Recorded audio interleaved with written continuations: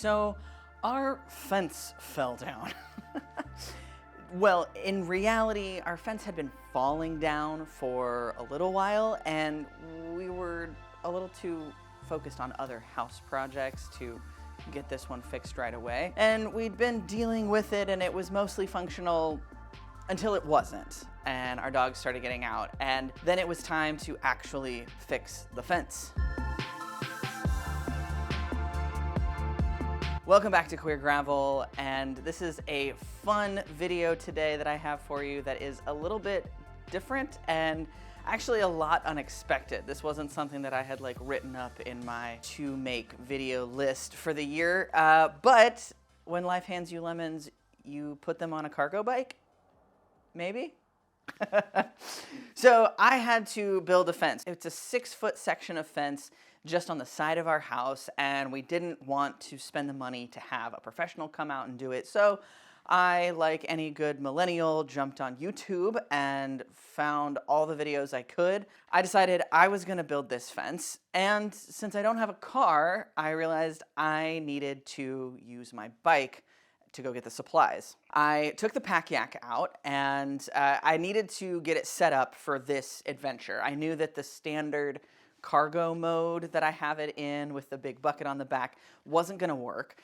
So I was kind of thinking through the supplies and what we would need and how would be best to load it. And I chose to go with the open back end and my trailer. This is a converted Burley Bee trailer. A friend of mine gave me this trailer, and I tore it apart and I put a platform on the bottom of it to kind of add rigidity. And now what was kind of a passenger trailer is now a cargo trailer. And it works surprisingly well. Another friend and I built a hitch for the bike because with all of the passenger accessories on the back of the pack yak, the rear axle is blocked. So there's not a good way to connect the trailer. So we built this hitch, and it's worked really well when I've used it for Austin bicycle meals and some other things around town. But this will be the first real test of it because turns out this stuff is heavy. So I got the bike all ready to go and in its, kind of hauling cargo mode, and I set off for Lowe's. I had to wander around Lowe's a little bit because I don't build fences often, so I don't know where all the pieces are, but I did know where the concrete was. Setting. YouTube said that I needed some gravel, so I got some of that. Now we need pickets and posts. And then I needed a 4x4 post that was at least 8 feet long. I needed 2 2x4s. They didn't come in 6-foot length at Lowe's, which is what I was hoping for, but I went with the 8-foot instead since that's what they had available. And then 6-foot dog-eared fence pickets. Now, it was about the time I picked up the 4x4 8-foot post that I thought, ooh, I don't know if this is gonna work. This might be the dumbest thing I have ever attempted on my bike. So, hang tight.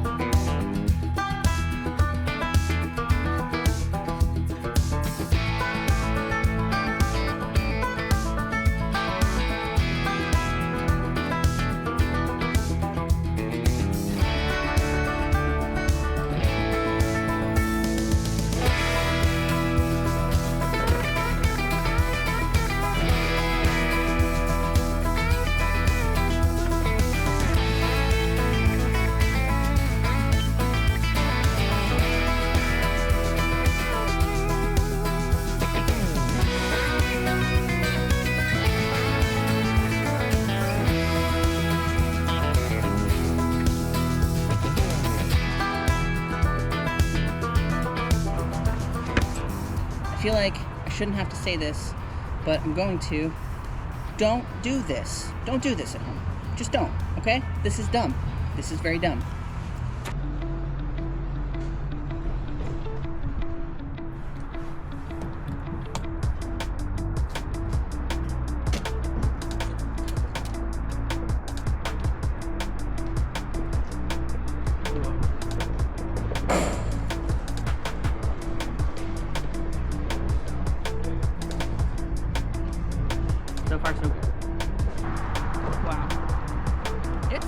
stupid how not stupid this is.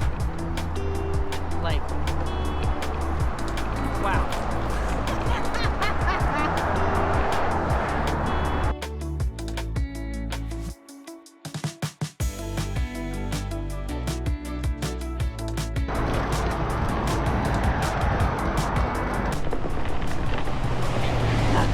Okay, we're going uphill. I can totally feel the weight. The road is a little wet and it's about to get even more steep. So we might not make this. Ah! Oh my God. Oh, good Lord. Ugh. Holy shit.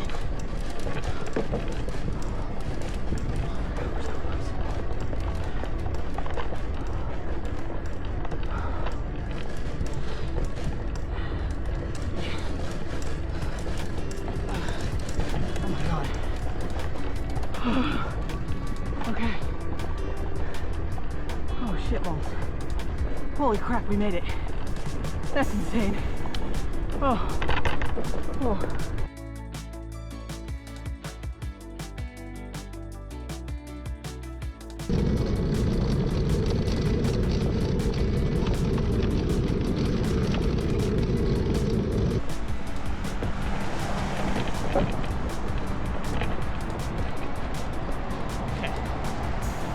Okay, more work. It does get extra steep here, and I did not have the advantage of a run-up. So, oh God.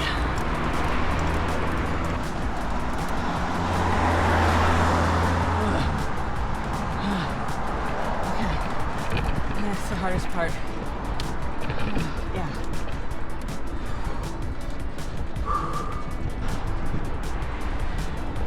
Now I have to go home and dig a post hole. Ugh.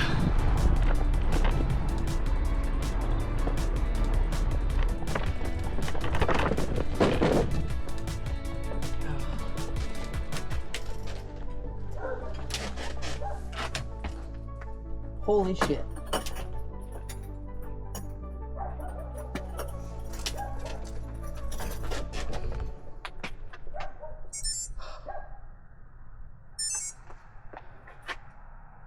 I originally thought I would just roll around the parking lot and make sure that I could make the turns and that it wasn't going to be something where I'm on a busy street and then shit starts flying off my bike. But when I disengaged the kickstand and I started to pedal away, the bike felt incredibly stable. Obviously, I had it in full power mode, so it was giving me the most juice possible because it was a lot of weight on the bike. But even as I rode and I started making turns, it felt incredibly smooth. Now, there are a couple things that I did almost on accident that I think really contributed to how stable the bike felt. I've pulled trailers before with trucks and with cars, so I have some experience with how to load a trailer and how to balance a hitch, and that really came in handy here. So a couple things that I did, because so much weight was on the back of the bike, I actually shifted some of the weight of the trailer back towards the back end of the trailer, just past the axle. That's where I landed that big, heavy bag of gravel. And I did that so that the trailer would tip up slightly and therefore kind of relieve a little bit of the stress on the back of the bike. Kind of for that same thing, I put this heavier bag of concrete, even though I could have put it on the back of the bike or on the trailer, I put it on the front of the bike on that front basket. Even though we are way over the recommended weight limit, it actually added a lot of stability to the bike, and putting some more weight on the front really planted the front wheel and made the handling really comfortable. Now, I've said this about this bike in particular in the past, but it really feels as though the Pack Yak wants to be loaded down. Something about this bike, it feels so good and planted when it's loaded down. With this bike in particular, the more I put on it, the more stable it feels. And this experiment with the trailer and all of the fence supplies was no exception. I was a little worried that my wife was going to be upset with all of the things that I did, but she came out and looked and was actually kind of impressed. And then I was able to start digging post holes and setting up the fence. Like I said at the beginning, I'm not a professional. So is this the best looking fence in town? Definitely not. But you know what? I was able to do it myself. And I take a lot of pride in how I'm able to invest in our home through that good old fashioned sweat equity. I've always enjoyed projects like this around the house, and I am kind of the handy fix-it person in our family, and I really enjoyed this project. But I think the thing I enjoyed most was that I was able to do this project with my bike. I think there are a lot of people who would be interested in leaving the car at home, but aren't quite sure that a bike can cover all their needs. For anybody who's been on the fence or interested in trying something like this, I say go for it. You can use this story as an example, as inspiration. So there you have it, folks. If anyone ever tells you that you have to have a truck to go to Lowe's, you can send them this video and let them know that at least to make a 6-foot section of fence, you definitely do not. I hope that you've enjoyed this video. Now, I don't have an official sign off yet, but how about this? I'm a part of the Cargo Bike Life forum, so if you're interested in more stuff like this, getting information about cargo bikes, whether you're using them for work and hauling like this video, or moving your kids around, or just ditching the car for groceries, check out the Cargo Bike Life forum. I will drop the link down below. There is a section of the Cargo Bike Life forum called Hall of Fame, H-A-U-L of Fame. I think for videos like this, I'm gonna end with, hey, it's haul or nothing. Maybe? Okay, let me know what you think down below. Don't forget to like, comment, share, subscribe, all of those things that you have to do for YouTubers. Thank you so much for following along, and I'll see you in the next one.